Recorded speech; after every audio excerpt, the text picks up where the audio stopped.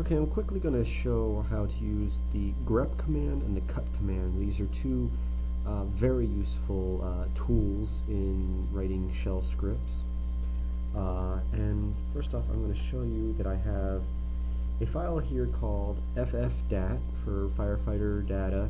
It's a database I created, very simple, what's called a comma separated file, but we'll get into that another time. We're going to look at that, and as you can see, I've got a list of few names here, and we're separating fields by commas. So we have names in the first column here, and then past the comma we have positions. Firefighters, drivers, and lieutenants are the three positions that we have. And then the third column is departments for as far as where they work. So as we've gone over in the past, if you type cat ff and cat in the name of the file, it will display what's in the file. But now if we use what's called the grep command, and we just type grep and then what we're looking for, in this case we'll just use firefighters as an example. So firefighters in quotations and the name of the file you want to grep through, and hit enter, you'll see that it only displayed the lines that have the word firefighter in them.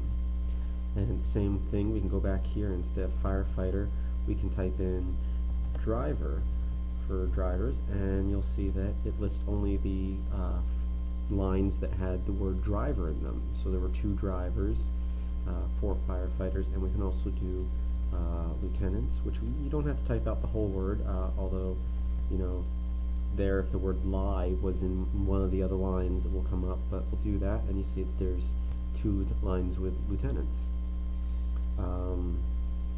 Now let's say we just wanted to display the names of drivers regardless of their department. What we're going to do is we're going to use what's called a pipe. So we're going to look through drivers, which if we just look through drivers, there's 2 of them, John and Bob. John works for East Naples and Bob works for New York. We're going to use the pipe symbol, which is shift on most keyboards, shift and your backslash key. It's just the straight up and down line. And what this is going to do is going to take the output from this first command that we wrote here, the output, which is going to be these 2 lines, and we're going to pipe it into the cut command. So we're going to type cut, and then we're going to tell it where we want it to cut, which is called a delimiter. We're going to do -d backslash, and our commas are our delimiters in this case, so we're going to put a comma there. Then we're going to say what fields we want. So right now, let's say we just want the names. We're going to do F1 for the first field. So here it listed drivers, all drivers, but listed just their names because that was field 1, which is John and Bob. Now if we wanted to see the names of the drivers and where they work, we can just do, now add a comma 3 for field 3.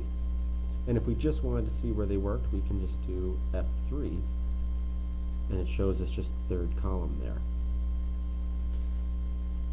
So that right there is a very quick overlook of the grep and cut command. There's a lot more you can do with it, but those are some basics for you to play with for now.